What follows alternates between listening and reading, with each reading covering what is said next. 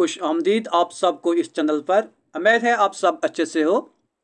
आज हम स्पेशलाइजेशन का पोर्शन को देखेंगे और इसमें मोस्ट इम्पॉर्टेंट टॉपिक जो है सोशल स्ट्रैटिफिकेशन।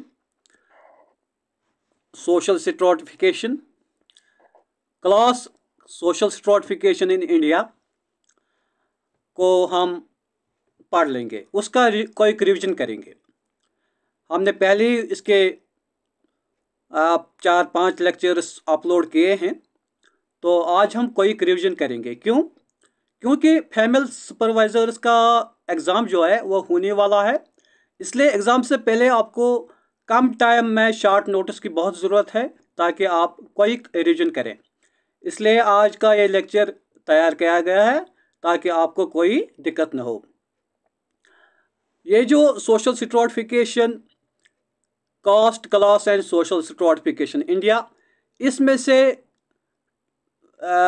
2 से 4 तक MCQs आपको एग्ज़ाम में ज़रूर आएंगे। इसलिए ये लेक्चर आपके लिए बहुत ही ज़रूरी है। सब लेक्चर को वॉच करना। लंबा लेक्चर है, मैंने सब इंक्लूड किया है। इससे आपके बाकी कंसेप्ट जो सोशोलॉजी के वो भी क्लियर हो जाएंगे। इसलिए मेरी रिक्वेस्ट है आपसे कि नोटबुक पर अपने ये पॉइंट्स लिखो जो मैंने इस पर इस स्क्रीन पर जो आपके डिस्प्ले हो जाएंगे, ये पॉइंट्स, ये आप नोटबुक पर नोट करो। तो करते हैं स्टार्ट। पहला जो पॉइंट है, social stratification is a relatively permanent ranking of status and roles in social system in terms of differential privileges, prestige, influence and power. Social stratification क्या है? रिलेटिवली परमानेंट का मतलब क्या है? जब कोई चीज़ तब्दील या चेंज होने में बहुत वक्त लगाता है, जब किसी चीज़ को चेंज होने में या तब्दील होने में बहुत वक्त लगता है, तो उसे हम रिलेटिवली परमानेंट कहते हैं। चेंज तो होता है मगर बहुत टाइम लगता है, इसलिए उसको हम रिलेटिवली परमानेंट कहते हैं। यहाँ बहुत वक्त का मतलब 1 साल या 10 साल नहीं, बल्कि कभी कभी 50 साल 100 साल भी लग जाते हैं एक इंसान को अपने सोशल स्टेटस चेंज करने में, और इसके हिसाब से रोल्स भी मिलते हैं, यानी काम भी मिलते हैं सोशल स्टेटस के बिना पर। आमतौर पर सोसाइटी में सोशल स्ट्रैटिफिकेशन कौन पैदा करता है? Differential privileges, prestige, influence and power. ये चीज़ें अगर सोसाइटी में ऑब्जर्व की जाए तो इन चीज़ों की वजह से ही सोसाइटी में सोशल स्ट्रैटिफिकेशन पैदा हो जाता है। The attributes of social stratification are inequal distribution of power, resources and rewards, formation of ranks, status groups and social inequality among different social groups in society. Society में कौन सी चीज़ें social stratification को फरोग देता है? हाँ, अगर हम देखेंगे inequality distribution of power, inequal distribution of power, लोगों को सियासत में बराबर हुकूक नहीं मिलते हैं। रिसोर्सेज एंड रिवॉर्ड्स, लोगों को बराबर रिसोर्सेज और इनके काम पर बराबर अहमियत या वेजेस नहीं मिलते हैं। फॉर्मेशन ऑफ रैंक्स, लोगों को एक ही लेवल में नहीं रखा जाता है, बल्कि किसी की स्किल को प्रमोट किया जाता है और किसी की नहीं। स्टेटस ग्रुप्स, एक ग्रुप में एक इंसान को एक सोशल स्टेटस और रोल मिलता है, लेकिन उसी टाइप के इंसान को, उसी काबिलियत के साथ और स्किल रखने वाले को वो दर्जे या स्टेटस और रोल दूसरे ग्रुप में नहीं मिलता है। Social inequality among different social groups in society, एक ही स्किल सेट और काबिलियत रखने वाले लोगों को एक ही तरह नहीं देखा जाता है। सोसाइटी के हर एक ग्रुप और ऑर्गेनाइजेशन में ये डिफरेंस है। According to the dialectical theory of stratification, social classes are defined by their relation to means of production and is based on the view that there are two principal contending classes. अगर हम social stratification की बात करें तो Marcus ने जो कहा है उसको हम डायलेक्टिलिज्म कहते हैं, उसको हम डायलेक्टिज्म कहते हैं, डायलेक्टिज्म या डायलेक्टिक थ्योरी भी कहते हैं। उसके हिसाब से मार्कस और इसके फॉलोअर्स ने उनके मुताबिक क्लासेस मीन्स ऑफ प्रोडक्शन से डिफाइन या वजूद में आते हैं। क्लासेस मीन्स ऑफ प्रोडक्शन के बेसिस पर वजूद में आते हैं। और जो प्रिंसिपल क्लासेस होते हैं वो क्या है? एक होता है द ओवनिंग क्लास जिसके पास रिसोर्सेज होते हैं, जो ऊन करता है रिसोर्सेज, और दूसरा होता है वर्किंग क्लास जो इन रिसोर्सों पर काम करता है, जो इन रिसोर्सों को एंड प्रोडक्ट्स में बदल देता है। मार्कस ने इन दो क्लासों को स्पेशल नाम रखा है।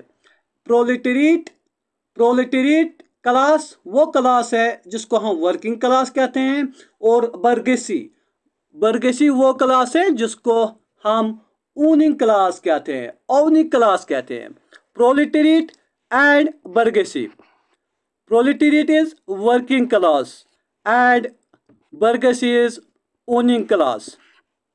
owning क्लास मीन्स जिनके पास रिसोर्सेस है, जो ऊन करते हैं रिसोर्सेस, जो मालिक है रिसोर्सेस के।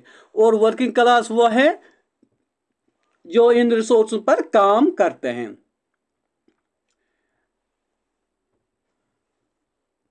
According to functionalist theory, social stratification has a functional role in society and hence inevitable for fulfilling social needs.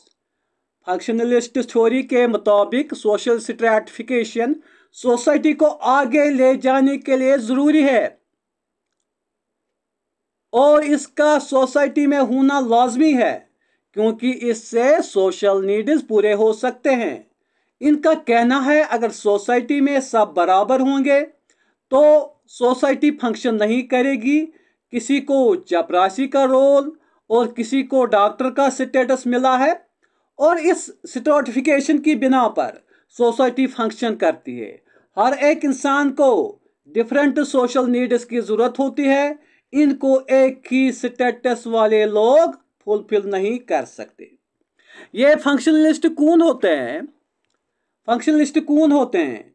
ये वो लोग होते हैं जो सोसाइटी के हर एक इंस्टीट्यूशन, उसके साथ उसके रोल्स और स्टेटस को ये समझते हैं कि इनकी हर एक फंक्शन से और कंट्रीब्यूशन से सोसाइटी आगे बढ़ जाती है। सोसाइटी में जो भी इंस्टीट्यूशन है उससे कुछ न कुछ सोसाइटी को मिलता है। ये कौन कहते हैं? Functionalist. Max weber holds that unequal distribution of power is the basis of social stratification. He elaborates on economic, social and political aspects of power. Remember this definition. Max weber ने क्या कहा कि सोशल स्ट्रैटिफिकेशन की जो base है वो ताकत है, वो सियासत है, बट अनइक्वल, और इसी से फिर इकोनॉमिक, सोशल और पॉलिटिकल एस्पेक्ट्स ऑफ सोसाइटी में सोशल स्ट्रैटिफिकेशन जन्म लेती है। ये किसने कहा? मैक्स वेबर ने।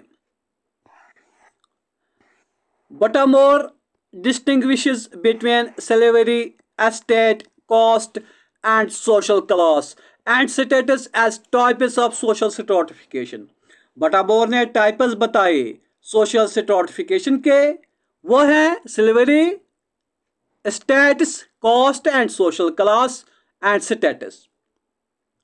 अगर हम स्लेवरी की बात करेंगे, यूरोप में इसका राइज था, खासकर रोम और ग्रीस में। स्लेवरी कहाँ थी? ज़्यादातर रोम और ग्रीस में। तो अगर हम स्टेटस की बात करेंगे तो फ्यूडलिज्म के पीरियड में ये यूरोप में स्टार्ट हुआ स्टेटस सिस्टम। और अगर हम कास्ट की बात करेंगे और सोशल क्लासेस की बात करेंगे तो दुनिया में सब जगह ये मिलते हैं। स्टेटस की बात करेंगे, हर एक इंसान के साथ अपना अपना एक स्टेटस होता है। इसकी ये बटामोर ने कहा डिस्टिंग्विश किया between social stratification, types of social stratifications. Till the 9th century, slavery existed in Greece, Rome, and America, whereby the slave was regarded as the property of another. 19th century तक खासकर Greece और रोम में और इसके साथ America में भी slavery का राज था। इस सिस्टम में स्लेव को दूसरी यानी उसके मास्टर की प्रॉपर्टी समझा जाता था।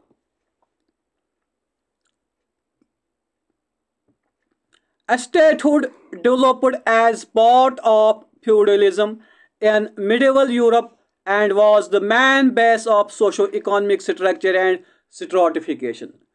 Statehood यूरोप में फ्यूडलिज्म के दौर में वजूद में आया और यही सोशो इकोनॉमिक स्ट्रक्चर और स्ट्राटिफिकेशन की बेस थी।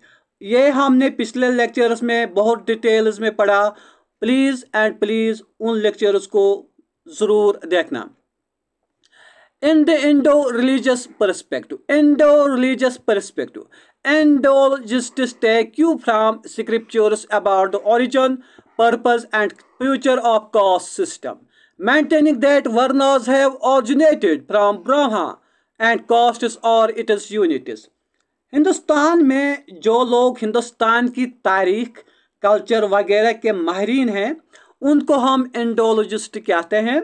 उनका नज़रिया है कि ओरिजिन ऑफ कास्ट और इसका पर्पस, क्यों ये कास्ट क्रिएट की गई और फ्यूचर में क्या काम करेगा, ये सब स्क्रिप्चर से आया है। ये कहते हैं इंडोलॉजिस्ट्स, कास्ट के जो ओरिजिन है, सोर्सेस है, वो क्या है? स्क्रिप्चर्स। और उनका कहना यह है कि कास्ट्स, अगर कास्ट जो है वो यूनिट से किसके? ब्रह्मा के। तो अगर हम ये हिस्ट्री को देखेंगे और सोशल हिस्ट्री को देखेंगे तो हमको याद होगा कौन से 4 कास्ट हैं जिनका वजूद ब्रह्मा से आया है। पहले जो कास्ट है वो ब्राह्मण्स है, उसमें आते हैं ब्राह्मण्स, उसमें आते हैं प्रीस्ट्स एंड इंटेलेक्चुअल्स, फिर क्षत्रिय,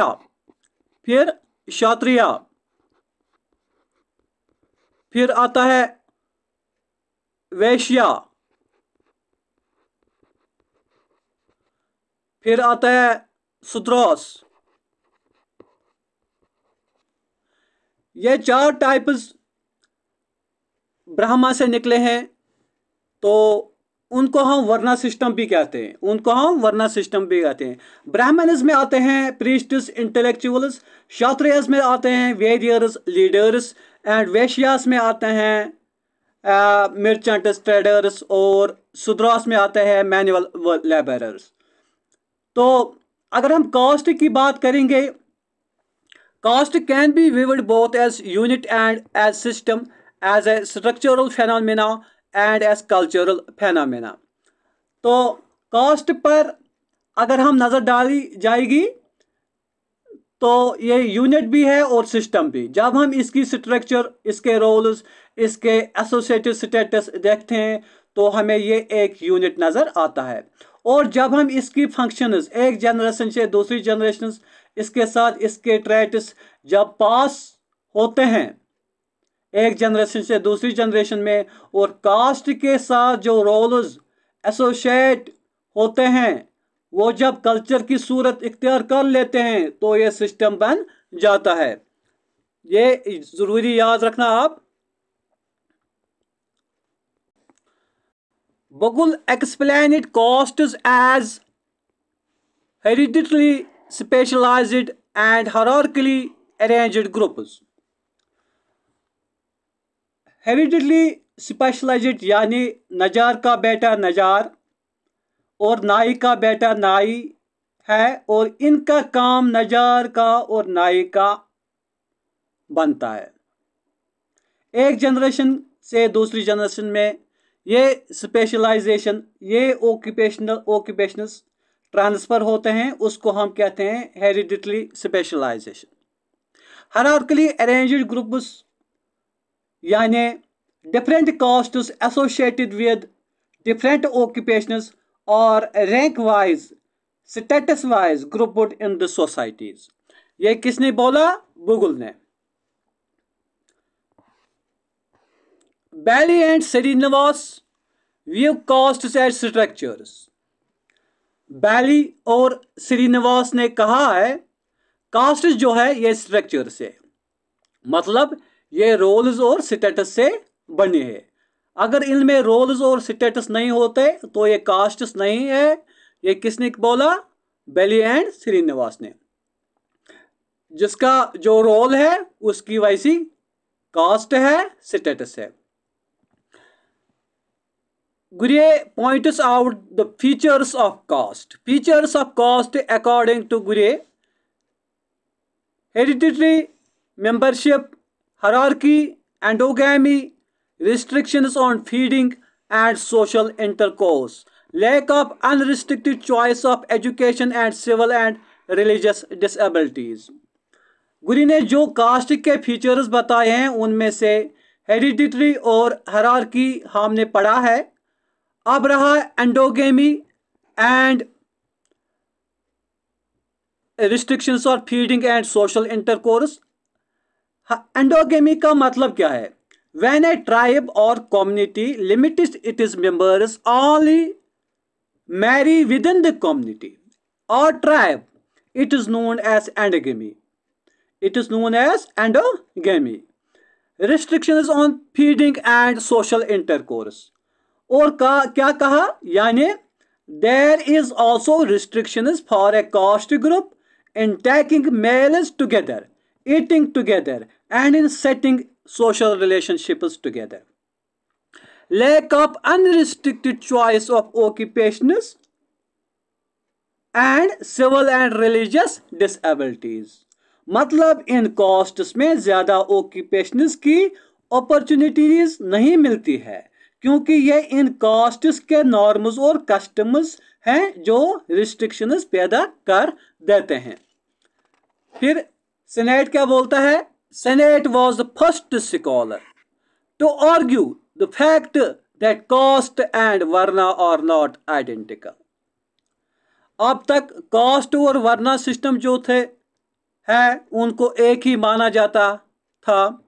but Senart was the first scholar who argued that caste and varna are not identical. ठीक है, आगे बढ़ते हैं. ये वर्ना सिस्टम क्या है, कास्ट सिस्टम क्या है? Caste is tied to locality but varna functions on all India basis. Caste is a local group, whereas Varna refers to a general identity of the larger social groups in the Indian society. Remember, there are only 4 Varnas, but there are over 3,000 castes. There are only 4 Varnas, but castes there are more than 3,000. More than 3,000 in India. अगर हम वर्ना की बात करेंगे, कौन कौन वर्ना है? ब्राह्मण,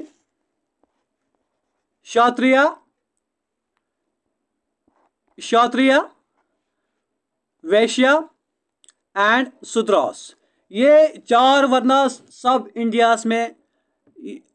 India की पॉपुलेशन इन 4 वर्नास में डिवाइड की गई है. फिर जो कास्ट्स हैं वो थाउजेंड्स में है, में. इन 4 वर्ना की जो जिक्र है वो ऋग्वेदा में है. तो कास्ट जो है वो आमतौर पर ऑक्यूपेशंस की बुनियाद पर उन्होंने जन्म लिया है. Sue points out that Varna is a mere conceptual scheme for Hindu society as a whole, but caste is a description of a real situation in Hindu society. क्या कहते हैं Sue? कि वर्ना सिस्टम हिंदू सोसाइटी के लिए conceptual scheme है और cast Hindu society की real situation है. यानी वो कास्ट की बिना पर अपनी सब आप बीती बयान करते हैं. कौन? हिंदू लोग. कंसेप्चुअल स्कीम का मतलब क्या है? Conceptual scheme is the general system of concepts which shape or organize our thoughts and perceptions. इसको हम conceptual scheme कहते हैं, which shape our view or organize our thoughts and perceptions. Nadal described tribe as society with a political, linguistic and cultural boundary. नडल ने कहा कि tribe में जो political, linguistic और कल्चरल ट्रेट्स या एलिमेंट्स होते हैं उनको वो प्रिजर्व करते हैं। कौन? ट्राइब्स। और नए ट्रेट्स को ट्राइब में बहुत ही मुश्किल से जगह मिलती है। गुरे, Alvin and others distinguish between castes and tribe on the basis of religion, geographical isolation, language, economic backwardness and political organization. तो ये सब हमने पढ़ा, ये features, religion, geographical isolation, language, economic backwardness and political organisation, ये हमने सब पढ़ा है पिछले लेक्चर्स में। इस लेक्चर में भी ये चीज़ें हमने पढ़ ली है। आगे देखते हैं, characteristics of caste as a system और hierarchy, commensal restrictions and restrictions with regard to physical and social distance. देख, हायरार्की हमने पढ़ा है। अब रहा commensal का मतलब, commensal restrictions का मतलब है there are restrictions in eating together, there are restrictions in living together. These restrictions are known as commensal restrictions. Physical and social distance का क्या मतलब है? When there is distance or separation and between different groups and are living in separate places and restrict themselves to contact others, this is physical distance. Social distance, when there is separation of relationships, when there is restriction of on one group to set relation with another group, this is social relationship.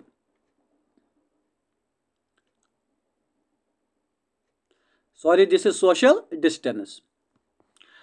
Characteristics of caste as a unit or hereditary membership, endogamy, fixed occupation and caste councils. Hereditary membership पढ़ा हमने, endogamy भी पढ़ा अभी। Fixed occupation का मतलब उनको जो अपनी कास्ट के साथ काम जोड़ा है वो उसको इनका ही काम समझते हैं। जिनको कोई काम अपनी कास्ट के साथ जोड़ा है वो उस काम को अपना काम समझते हैं, इस काम को ही वो प्रेफर करते हैं, इसको कहते हैं फिक्स्ड ऑक्यूपेशन। कास्ट काउंसिल्स, बहुत से ट्राइब्स कम्युनिटीज़ में उनके अपने छोटे से काउंसिल होते हैं जिनका काम इस ट्राइब या कम्युनिटी के मसाइल को हल करना है। ये जो बड़े बड़े ट्राइब्स हैं, बड़े बड़े ये कास्ट ग्रुप्स हैं, उनके अपने कास्ट काउंसिल्स होते हैं। Risley, Guri and in their racial theory of cast origin argue that culture clash and contact with races crystallized caste in India. Risley और गुरे ने कास्ट की ओरिजिन बताई race. One's race is origin of his caste. और उनका मानना है कि जब डिफरेंट रेसेस के दरमियान कल्चरल क्लैश हुआ, एक रेस अपनी कल्चर को ओरिजिनल और सुपीरियर मानी लगी दूसरी रेस के कल्चर से, और इसी पर्सपेक्टिव ने, इस नजरिया ने इन रेसेस को कास्ट्स बना दिया। जब ये परसेप्शन उनमें डेवलप हुआ कि उनकी कास्ट्स बहुत सुपीरियर है, बहुत ओरिजिनल है, तो उस परसेप्शन की वजह से वो जो रेसेस थे, रेसेस किस में बदल गए? कास्ट्स में। ये कौन कहते हैं? Risley and Ghurye. Leach Dumont and others see caste as a phenomenon peculiar to India. अगर हम लीच एंड डोमेट की बात करेंगे, उनका मानना है कि हिंदुस्तान का कास्ट सिस्टम अलग सा है और अनोखा है, ये बाकी दुनिया से नहीं मिलता जुलता है। Risley and others argue that caste is a universal phenomena. Risley ने क्या कहा कि कास्ट दुनिया में हर जगह ऑब्जर्व की जाती है, हर जगह मौजूद है। Nesfield in his occupational theory argues that caste originated due to functions or occupations. नेस्लफील्ड ने क्या कहा? नेस्फील्ड ने क्या कहा कि कास्ट की ओरिजिन जो है किसी का ऑक्यूपेशन या काम बताया, उसका मानना है जिसने जो काम किया उसकी वो कास्ट बन गई। Nesfield in his occupational theory argues that caste originated due to functions or occupations। जिसका जो काम था, जिसने जो काम किया उसकी वो कास्ट बन गई। यही कहती है ऑक्यूपेशनल थ्योरी, यही कहती है। ये किसकी है? नेस्फील्ड की। The functions performed by caste are assigning status, delimiting civil and religious rights and determining occupations। Caste के फंक्शंस क्या है? पहले हम असाइनिंग स्टेटस, ये सोसाइटी में कास्ट के बेसिस पर लोगों को सोशल स्टेटस असाइन करता है। कास्ट के हिसाब से सोशल स्टेटस मिलते हैं। Determining civil and religious rights, determining civil and religious rights. सब कास्ट्स को सोसाइटी में कुछ खास काम, खास तौर पर रिलीजियस वर्क्स करने की इजाज़त नहीं है। उनको रिलीजियस राइट्स परफॉर्म करने की इजाज़त नहीं है। उनको कास्ट सिस्टम ने डिलिमिट किया है। Determining occupations and determining occupations, caste के बेसिस पर जॉब या काम मिलना या करना। मसलन नजार का बेटा जब नजार का काम करेगा और नाई का बेटा नाई का काम, तो उनको ये काम उनकी कास्ट के बेसिस पर असाइन किया जाता है और उनको दूसरा काम मिलने में बहुत दुश्वारी पैदा हो जाती है। क्यों? कास्ट्स में ऐसी गाइडलाइंस, ऐसी नॉर्म्स सेट किए गए हैं कि उनको यही काम करना है। द फंक्शंस ऑफ सब कास्ट्स और restricting marriages, restricting commensal relations and regulating behavior in society। और क्या फंक्शंस है कास्ट्स के? Restricting marriages, restricting commensal and regulating behaviour. ये सब चीजें हमने पहले ही डिस्कस की हैं। The demerits of caste system are that it is a barrier to social progress. It thwarts political unity, is responsible for low status of women and lower castes in society। अगर हम demerits की बात करें caste system की, तो पहला जो demerit है उसका सोशल प्रोग्रेस, यानी जनरली में सोसाइटी के हर एक एस्पेक्ट में तरक्की नहीं होती है और इससे लोग सियासी तौर पर इकट्ठा नहीं हो पाते हैं। इट थॉट्स पॉलिटिकल यूनिटी, सियासी तौर पर लोग इकट्ठा नहीं होते हैं। लोग कास्ट के बेसिस पर पार्टीज बनाते हैं और इसी बेसिस पर वोटिंग भी होती है, न कि काबिलियत के बेसिस पर, जिसकी वजह से सियासत में हमेशा कमज़ोरी रहती है और हमारी प्लान्स और पॉलिसीज़ में भी इसका असर रहता है। इसकी वजह से हिंदुस्तान में औरत का मकाम कम है और हमारी सोसाइटी में अभी भी लोअर कास्ट्स वजूद में हैं। is responsible for low status of women and lower castes in society. The merits of caste system are that it provided individual with a fixed social environment, fostered a spirit of cooperation, defined economic pursuits and other functions, ensured racial purity and integrated society। अगर हम और merits की बात करेंगे caste system की, तो हम कह सकते हैं कि ये एक इंडिविजुअल को एक लिमिट में रखता है, उसको अपनी कम्युनिटी के लिए कोऑपरेटिव बनाता है, उसके लिए बचपन से ही काम असाइन किया गया है और इससे एक कम्युनिटी में यूनिटी एंड इंटीग्रेशन पैदा हो जाती है। People in society continue to move up and down the status scale and this movement is called social mobility. Social mobility किसको कहते हैं? सोसाइटी में लोग, खासकर ओपन सोसाइटी में लोग एक क्लास से दूसरी सोशल क्लास में कंटिन्यू जाते हैं जब इनकी इनकम, वेल्थ और स्किल में चेंज आती है। इस मोमेंट को जो एक इंडिविजुअल को एक क्लास से दूसरी क्लास में ले आते हैं उसको हम सोशल मोबिलिटी कहते हैं। Mobility has been classified as vertical, horizontal, intergenerational mobility and open closed models of mobility. Mobility has been classified as vertical, horizontal. Mobility को हम क्लासिफाई करते हैं किसमें? पहले वर्टिकल और हॉरिजॉन्टल मोबिलिटीज में। देखो वर्टिकल मोबिलिटी क्या है? It is a change in the occupational, political or religious status of a person that causes a change in his social position. Vertical mobility में एक इंसान की चेंज किस में आती है? सोशल पोजीशन में।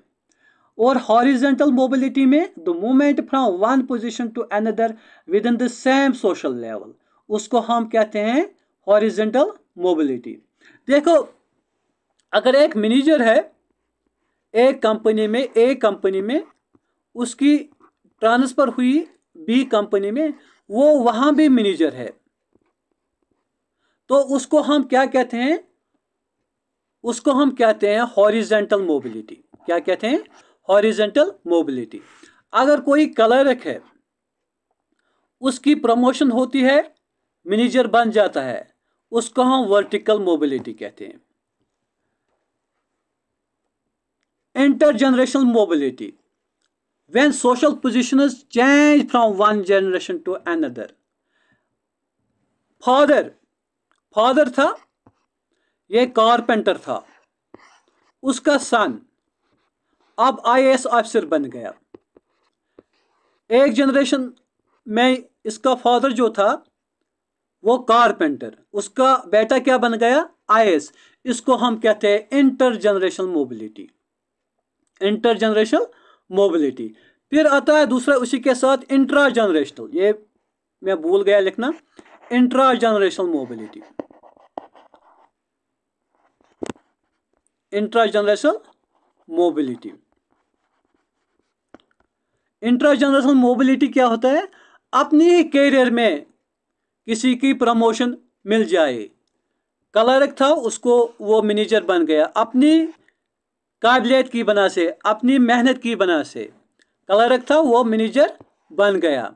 ये क्या है? Intra generational mobility. ये आती है हॉरिजॉन्टल, ये होती है वर्टिकल मोबिलिटी में भी जब किसी की तरक्की होती है। Various factors that have brought about changes in caste system are the reform movements in India, legislation during British rule, impact of industrialization, independence and the Constitution of India। जिन जिन चीज़ों ने कास्ट सिस्टम में changes लाए हैं उनमें आता है reform movements in India, legislation during British rule, impact of industrialization, independence and constitution of India। जो main रिफॉर्मेंट्स in India में आए हैं उनमें पहले नंबर पर आता है आर्य समाज। आर्य समाज जो 1875 में एस्टॉब्लिश किया गया है। किसने? स्वामी दयानंद ने। स्वामी दयानंद ने। तो इसने स्वामी दयानंद ने उसने क्या काम किया? उसने विडो रिमैरेज के लिए काम किया।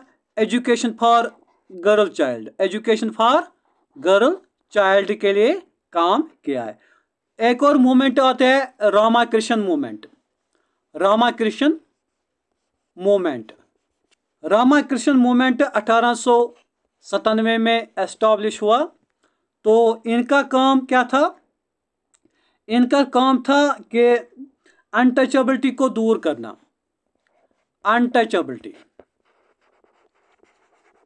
अनटचेबिलिटी को दूर करना और कास्ट सिस्टम को रिमूव करना। किनका काम था? रामाकृष्ण मिशन। ये किसने एस्टॉब्लिश किया है? ये किया है स्वामी विवेकानंद ने, स्वामी विवेकानंद।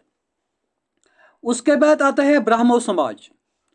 ब्राह्मो समाज, ब्राह्मो समाज किसने एस्टॉब्लिश किया है? ये किया है राजा मोहन रॉय ने, राजा मोहन रॉय ने। कब? 1828 में, 1828 में। पहला उसको नाम रखा गया ब्रह्मा सभा, ब्रह्मा सभा। फिर इसका नाम चेंज किया Brahmo Samaj. This movement fought against idol worship, polytheism, caste operation, sati system, polygamy, purdah system and child marriage. इसके बाद ब्रिटिश ने जो यहाँ रिफॉर्मेशन की, उनमें आता है सुपरस्टिशन सिस्टम को ख़त्म किया, लाइक सती, चाइल्ड मैरिज, पॉलीगेमी, इन्फेटिसाइड, इंडस्ट्रियलाइजेशन और इंडिपेंडेंस की वजह से भी चेंजेस आई इंडियन सोसाइटी में, और इसकी वजह से कास्ट सिस्टम में बहुत तब्दीली आ गई। और कॉन्स्टिट्यूशन ऑफ इंडिया ने बहुत बड़ा काम किया इसमें चेंजेस लाने के लिए कास्ट सिस्टम में। सोशल क्लासेस और de facto groups which are relatively open with an economic basis and are characteristic groups of industrial societies. Social class जो हैं वो असल में ग्रुप्स हैं और इनकी बेस वेल्थ होती है और ये इंडस्ट्रियल सोसाइटीज के प्रोडक्ट्स हैं social classes. Status is the basic criterion of social class and is determined by property, achievement and capacity. Social class को इसके स्टेटस से देखा जाता है। अपर क्लास है, मिडिल क्लास है या लोअर क्लास है या कोई और क्लास, और ये स्टेटस उनको अपनी प्रॉपर्टी, अचीवमेंट एंड कैपेसिटी से हासिल होता है। Members of each social class constitute something of an in group recognizing each other as equal and distinguishing themselves from other groups in a variety of ways. हर एक social class के कुछ अलग सा criteria होता है। उस क्राइटेरिया के base पर वो अपने आप को दूसरी सोशल क्लास से अलग मानते हैं।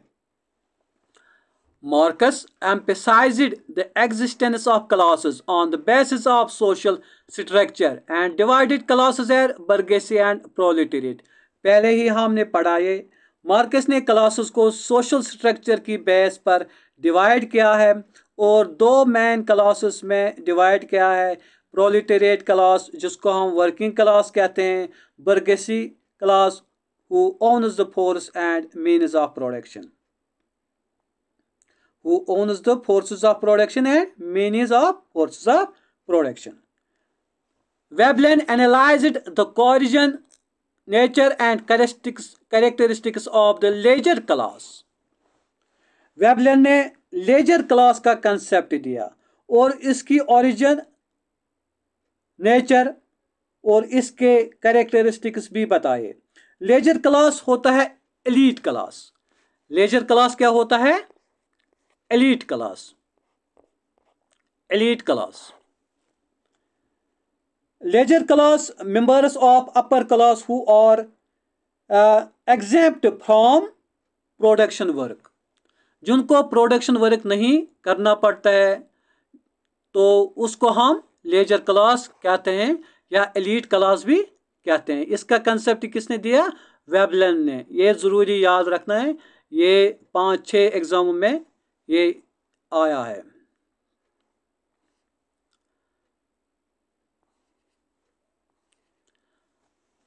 Mannheim defines class consciousness as the awareness of the similarity of social chances, the arising of notion about similarity of interests, the growth of an emotional tie connected with this similarity of experiences, and of a common striving towards a common social goal. मनहेम ने class consciousness क्या बताया, class consciousness क्या होता है? मनहेम ने class consciousness क्या किसको कहा? जब लोगों को इस चीज़ का एहसास हो जाता है कि उनके इंटरेस्ट्स एक जैसे हैं और यही कॉमन इंटरेस्ट्स उनको एक दूसरे से एक कॉमन सोशल गोल की तरफ जोड़ देते हैं, और इस तरह एक सोशल क्लास की बुनियाद पड़ जाती है। उनमें जो एक कॉन्शियसनेस पैदा हो जाती है उसको हम क्लास कॉन्शियसनेस कहते हैं। Castes are pursued as hereditary groups with fixed ritual status while classes are defined in terms of relations of production। ये भी हमने पढ़ा, कास्ट्स किस बुनियाद पर देखी जाते हैं? हेरिडिटरी ग्रुप्स पर, और classes relations of productions, production से क्या रिलेशन है?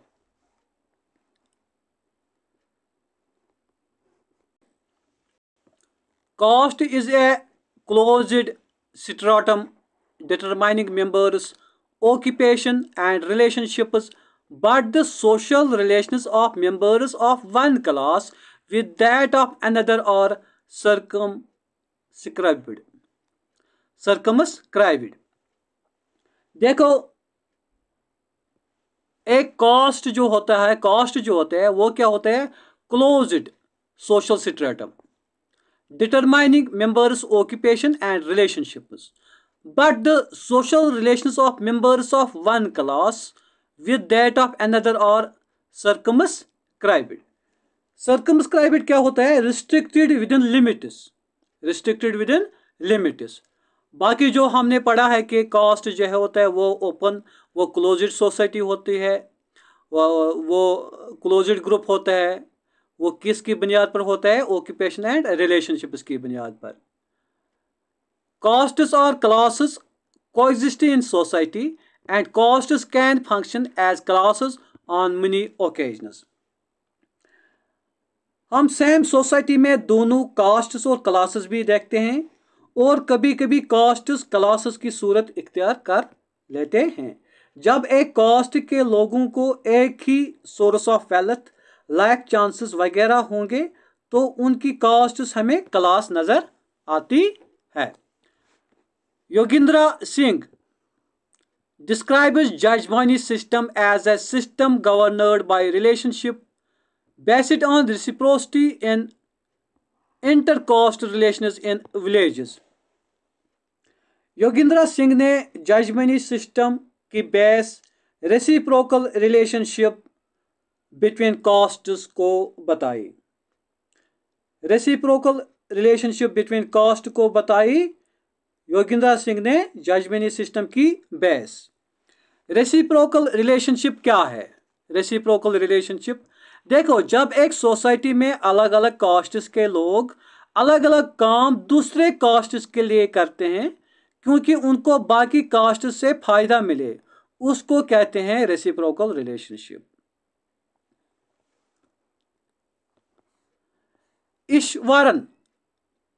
Eswaran referred Jajmani system as that in which each caste has a role to play in community life consisting of economic, social and moral functions।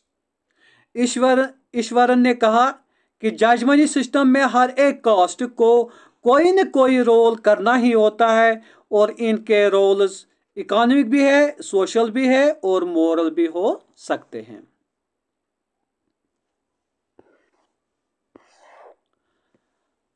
The term jajman is referred to the patron or recipient of specialized services। जजमान का मतलब वो शख्स जिसके लिए काम किया जाए। The jajmani relations entail ritual matters and social support as well as economic exchanges। Jajmani system में रिचुअल्स, सोशल सपोर्ट और इकोनॉमिक एक्सचेंज भी इन्वॉल्व होते हैं। द कमीन्स, लोअर कास्ट्स को कमीन्स कहते हैं, किसमें? जजमानी सिस्टम्स में। याद रखना, provide specialised skills and services to their jajmans and need goods and services of others. जो लोअर कास्ट्स होते हैं उनको जजमानी सिस्टम में कमीन्स कहते हैं, और इनका काम होता है कि वो अपर क्लासेस जिनको हम जजमान कहते हैं इनके लिए काम करना, और इसके बदले उनको फूड वगैरह मिलता है। Jajmani links are between families rather than castes. देखो ये जरूरी है, jajmani links are between families rather than castes. क्या मतलब है इसका? यह दो फैमिलीज का किसी काम का रिलेशनशिप होता है। जजमानी सिस्टम दो फैमिलीज का काम का रिलेशनशिप होता है। इसमें एक फैमिली लोअर कास्ट से बिलोंग करती है, उसको कमीन कहते हैं, और वो दूसरी फैमिली जो अपर क्लास से बिलोंग करती है उसको जजमान कहते हैं। इसके लिए काम करती है, जजमान के लिए, अपर क्लास के लिए, उसके बदले उसको जजमान फैमिली से कपड़े, फूड वगैरह मिलता है। Leach said that jajmani system maintains and regulates division of labour and economic interdependence of castes. Leach ने कहा कि जजमानी सिस्टम की वजह से कास्ट्स में डिवीजन ऑफ लेबर एक इंस्टीट्यूशन की तरह काम करता है। डिवीजन ऑफ लेबर एक इंस्टीट्यूशन की तरह काम करता है, और एक कास्ट दूसरे कास्ट पर डिपेंड है। इससे सोशो इकोनॉमिक रिलेशनशिप्स बढ़ जाते हैं। डिवीजन ऑफ लेबर को हमने पिछले लेक्चर्स में बहुत डीप से पढ़ा है। यहाँ ब्रीफ में हम कहेंगे, जब एक सोसाइटी में डिफरेंट कास्ट्स के लोगों को, डिफरेंट क्लासेस के लोगों को डिफरेंट काम असाइन किए जाते हैं, उनके काबिलियत पर या दौलत पर या सोशल स्टेटस पर, तो इस डिफरेंशिएशन को हम डिवीजन ऑफ लेबर कहते हैं।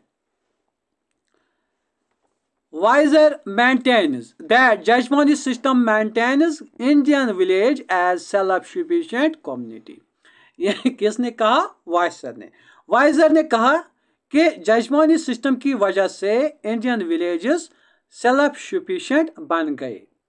सेल्फ सफिशिएंट का क्या मतलब है? सेल्फ सफिशिएंट, जब एक कम्युनिटी को हर एक चीज अपनी ही कम्युनिटी से हासिल हो और बाहर से कोई चीज न लाने पड़े, तो उसको कहते हैं सेल्फ सफिशिएंट।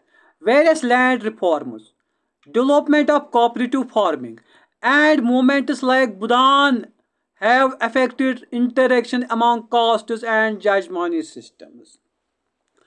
बहुत से लैंड रिफॉर्म्स और कोऑपरेटिव मूवमेंट्स की वजह से कास्ट सिस्टम्स और जजमानी सिस्टम्स पर असर पड़ा। लैंड रिफॉर्म्स की बात करेंगे। मिशन था लैंड रिफॉर्म्स का equitable redistribution of land with the aim of increasing productivity and decreasing poverty. ये किसका मिशन था? लैंड रिफॉर्म्स का। Equitable redistribution of land with the aim of increasing productivity and decreasing poverty. For example एक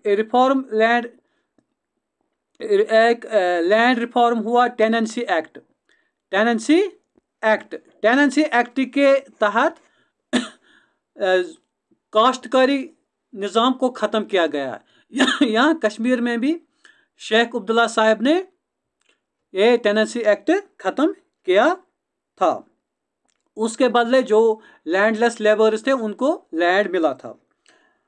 Budan movement, land gift movement, bloodless revolution. Bhoodan movement जो है उसको हम कहते हैं लैंड गिफ्ट मूवमेंट भी या ब्लडलेस मूवमेंट भी। क्यों कहते हैं ब्लडलेस मूवमेंट या land gift movement?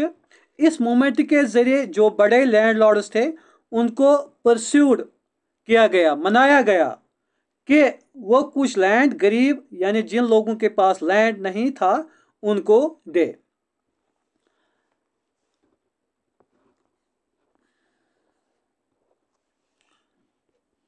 There are norms. There are norms concerning duties, rights, payments, and concessions for the judgments and communes. Like a judgment has to be paternalistic towards his commune. जो जजमान और कमीन्स के जो relationship होते हैं, इसके लिए उनको ड्यूटीज, राइट्स, पेमेंट्स एक्स्ट्रा पहले से ही डिफाइन किया गया होता है।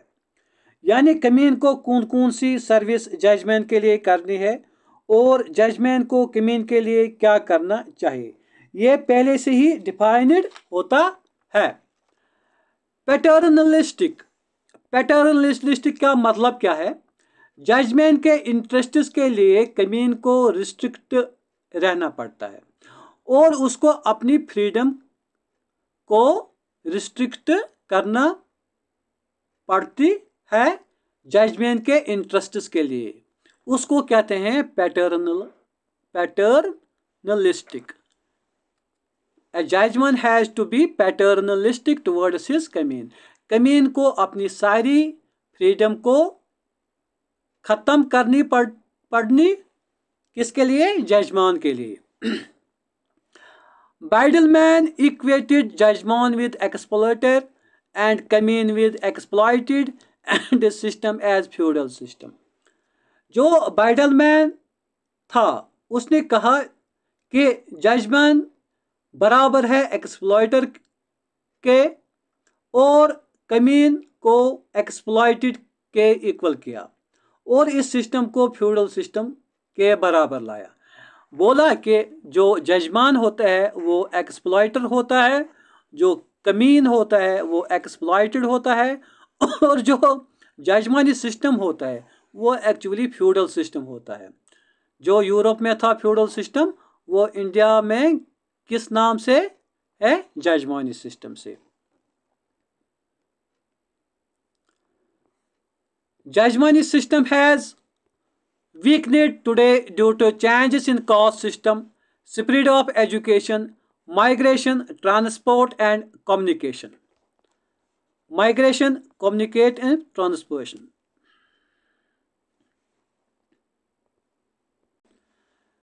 Jajmani system has weakened today due to changes in caste system, spread of education, migration, transport and communication. यह ज़रूरी है, आजकल जजमानी सिस्टम में तब्दीली आई है, कमज़ोर हुआ है। और इसमें कमज़ोरी क्यों आई है? मतलब अब लोग अपने सर्विस के लिए एजुकेशन, ट्रांसपोर्ट, माइग्रेशन और कम्युनिकेशन की वजह से गाँव से बाहर आते हैं और उनको ज़्यादा से ज़्यादा एक्सपोजर मिलता है। उस एक्सपोजर की मदद से उस जजमानी सिस्टम में बहुत वीकनेस आई है। Lewis Dumet holds the view that caste system is based on the notion of purity and pollution. Very important. Lewis Dumet ने कहा कि कास्ट सिस्टम की बेस जो है वो प्योरिटी एंड पोल्यूशन है। क्या है प्योरिटी एंड पोल्यूशन? अगर हम वर्ना सिस्टम को स्टडी करेंगे या जब इंडियन कास्ट सिस्टम को देख लेते हैं तो हमें यही पता चलता है कि एक नोशन रहा है इंडियन सोसाइटी में कि कुछ कास्ट्स प्योर है, इसके लिए उनको इसी बुनियाद पर सोशल स्टेटस मिलता था और जॉब असाइन किया जाता था, और कुछ कास्ट्स को इम्प्योर माना जाता था जो किसी अपर कास्ट के कांटेक्ट में नहीं आ सकते न उसके रिलेशनशिप में। द बेसिस उसको कहते हैं purity of pollution, purity and pollution, sorry. The basis of purity in the caste system is birth in particular caste and rules related to connubiality and commensability। जब कोई अपर कास्ट या lower caste में जन्म लेता है तो उसको उसकी कास्ट ये डिफाइन कर लेती है कि उसको किन लोगों से रिलेशनशिप रखनी है और इसका सोसाइटी में सोशल स्टेटस क्या है। connubiality means marriage relationship between two people। Connubiality relationship means marriage relationship between two people। Commensality means eating, drinking extra together, eating, drinking relationship. Srinivas and Bogul point out that religious values among Hindus center around ideas of purity and pollution. Srinivas and Bogul pointed out that religious values among Hindus center around idea of purity and pollution.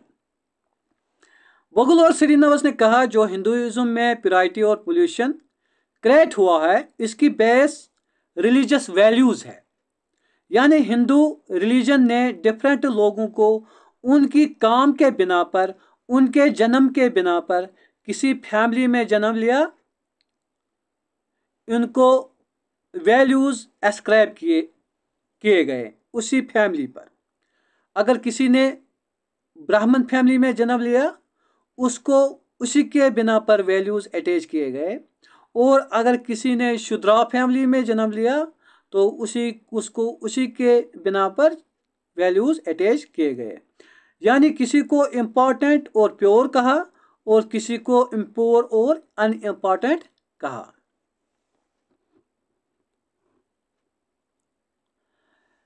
Srinivas noted various types of purity and impurity. Ritual purity, impurity and normal ritual status are put in hierarchical order. Srinivas ने Indian society को अच्छी तरह study की और इसने बहुत types की impurity और प्योरिटी देखे इंडियन सोसाइटी में, और इन प्योरिटी और इम्प्योरिटी के बिना पर लोगों को हायरार्किकल ऑर्डर में रखा गया है।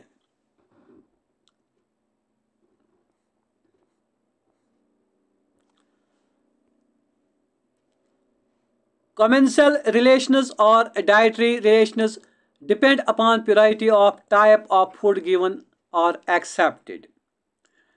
Commensal relations क्या होते हैं? इस रिलेशनशिप में देखा जाता है कि अगर कोई इम्प्योर कास्ट फूड तैयार करे तो क्या प्योर कास्ट उसको एक्सेप्ट करे, इसके लिए डिफाइंड रूल्स हैं।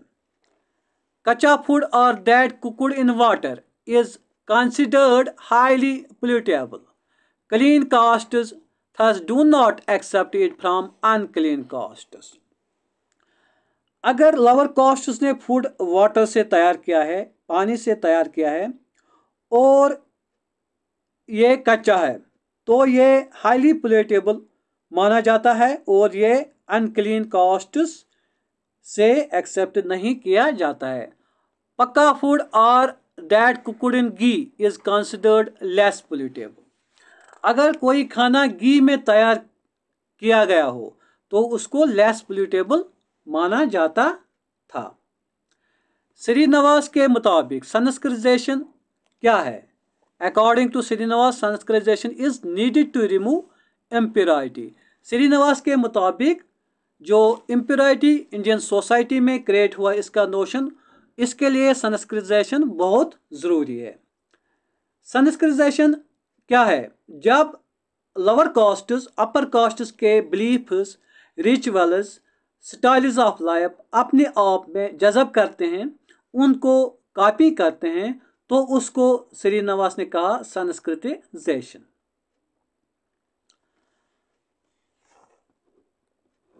According to Srinivas, for a caste to be dominant in a village, it has to own a sizable amount of arable land locally available, have a strength of numbers, and occupy a high place in local hierarchy. Srinivas के मुताबिक dominate cast का एक village में होना ज़रूरी है क्योंकि वो रेफरेंस ग्रुप बन जाता है लोअर कास्ट्स के लिए। ये रेफरेंस ग्रुप हम आगे पढ़ेंगे। यहाँ जो श्रीनिवास ने बोला कि डोमिनेट कौन होगा, डोमिनेट कास्ट कौन होगी एक गांव में, उसके मुताबिक गांव में डोमिनेट कास्ट वो होती है जिनके पास अच्छा खासा ज़मीन होगा और उस कास्ट के स्ट्रॉन्ग पॉपुलेशन होगी, बड़ी पॉपुलेशन होगी, और उनको सोशल हायरार्की में हाई प्लेस होगा। ये एक गांवों की डोमिनेट कास्ट होगी, बन सकती है। There may be more than one dominate caste in village and they keep changing over period of time. एक विलेज में एक से ज़्यादा डोमिनेट कास्ट्स हो सकते हैं और चेंज भी हो सकते हैं। 20, 30 या 50 साल के बाद कोई और डोमिनेट कास्ट बन सकती है। Western education, jobs in administration, urban sources of income, introduction of adult franchise, and panchayat raj are factors affecting dominance. इस dominance of dominant caste को कौन अफेक्ट करता है? डोमिनेट कास्ट की डोमिनेंस को बहुत सारी फैक्टर्स ने कमज़ोर किया है, अफेक्ट किया है, असर डाला है। अब गाँवों में भी एजुकेशन, गवर्नमेंट जॉब्स, शहर में भी जाते हैं कमाने के लिए। पंचायत राज सिस्टम्स लागू होने पर जो डोमिनेट कास्ट्स थी वो कमज़ोर हो गई। The importance of local dominant caste is seen in the process of cultural transmission as models of संस्कृतिजाइजेशन। जो लोकल डोमिनेट कास्ट्स होती हैं किसी गाँव की, वो लोअर कास्ट्स के लिए संस्कृतिजाइजेशन मॉडल बन सकती है, क्योंकि इसी संस्कृतिजाइजेशन से अपर कास्ट्स का कल्चर लोअर कास्ट्स में ट्रांसफ़र होता है। The influence of dominant caste seem to extend to all areas of social life, including fundamental matters like principle of descent and affiliation. और इसी डोमिनेट कास्ट की इन्फ्लुएंस से lower castes के life के सब एस्पेक्ट्स मुतासिर हो जाते हैं। Concept of Sanskritization was developed by M.N. Srinivas in the analysis of socio-religious life of the Korgos. संस्कृतिजाइजेशन का कंसेप्ट M.N. श्रीनिवास ने दिया। हिंदुस्तान के एक गांव जिसका नाम कोरगूस है, इसकी सोशो रिलीजियस लाइफ को एनालिसिस करके डेवलप किया। क्या concept? संस्कृतिजाइजेशन। Srinivas defines Sanskritization as a process by which the low castes take over the belief, rituals, styles of life and other cultural traits from those of upper castes.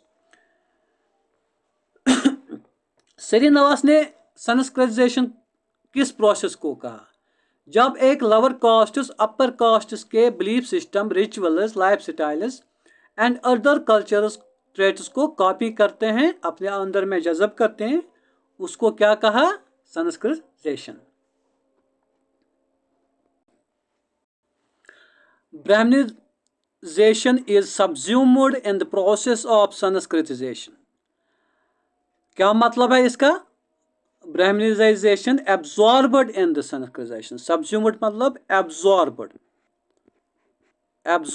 in संस्कृतिजाइजेशन। Sanskritization occurred sooner or later in those castes which enjoyed political and economic power but were not rated high in rituals ranking. Sanskritization उन castes में हुआ जिन्होंने कुछ economic और political power हासिल किया था, मगर उनको सोशल हायरार्की में इतनी स्ट्रॉन्ग पोजीशन नहीं थी।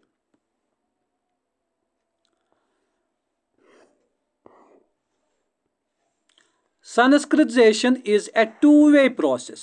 A caste not only took from the higher caste higher to it, but in turn it gave something to the caste.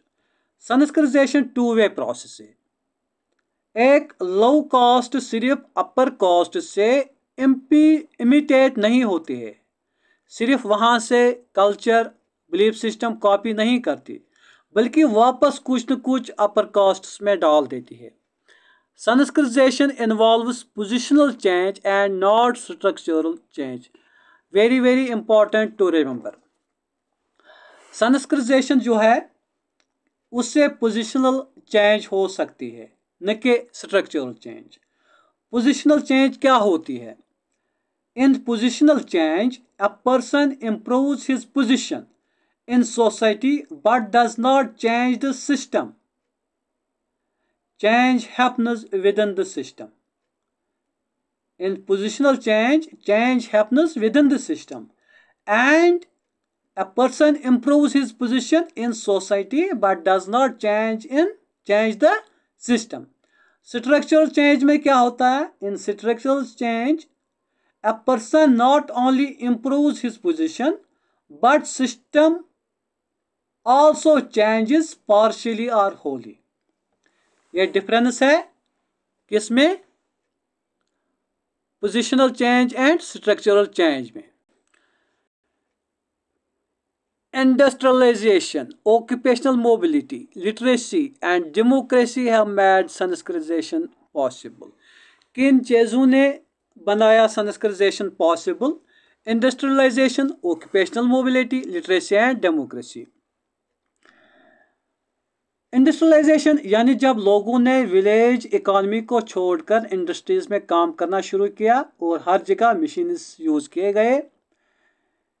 किसके लिए? कोई भी काम करने के लिए मशीन्स यूज़ किए गए और इंडस्ट्रीज में काम करना शुरू किया, विलेज इकॉनमी को छोड़ दिया गया, तो हम उस चीज़ को, उस शिफ्ट को कहते हैं industrialisation.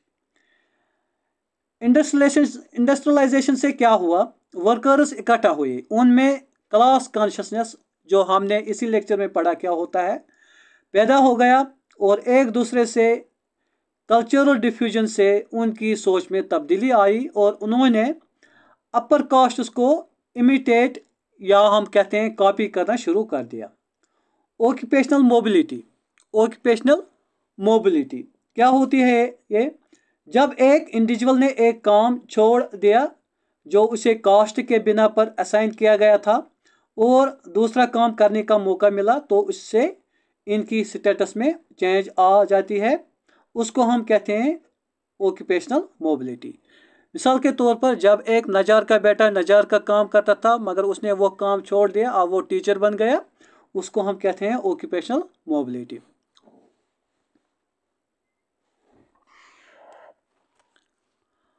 The process of Sanskritization indicates a process of change, upward mobility and attack on hierarchy and leveling of culture.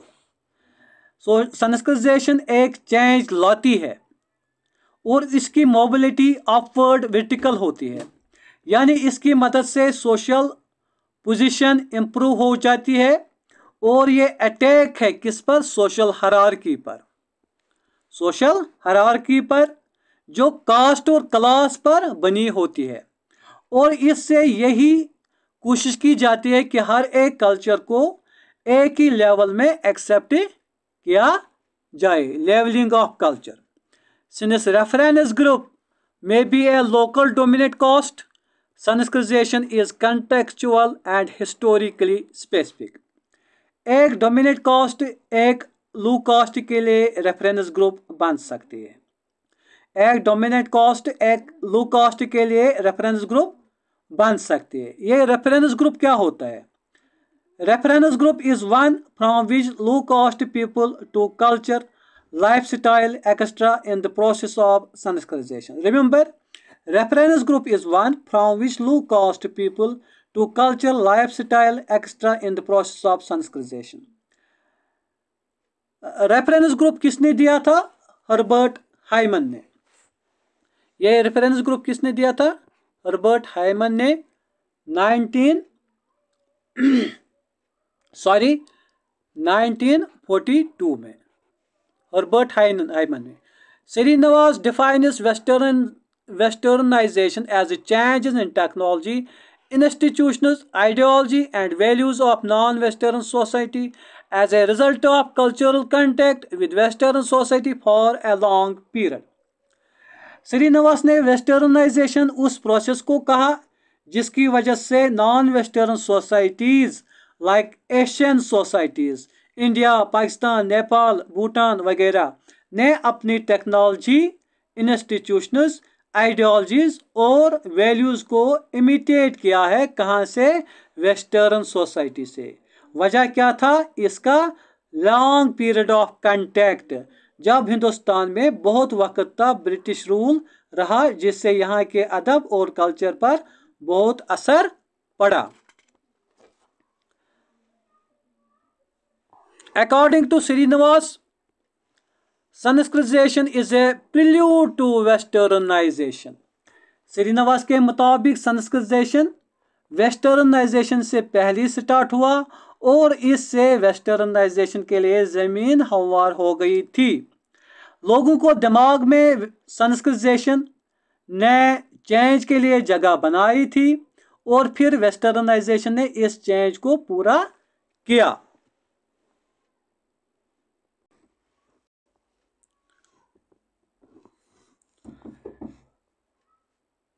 Thank you very much. Please subscribe this channel JKSSB exams mission success. अगर आपको ये lecture अच्छा लगा तो like ज़रूर करना और comment भी ज़रूर करना। Thank you once again. Stay blessed.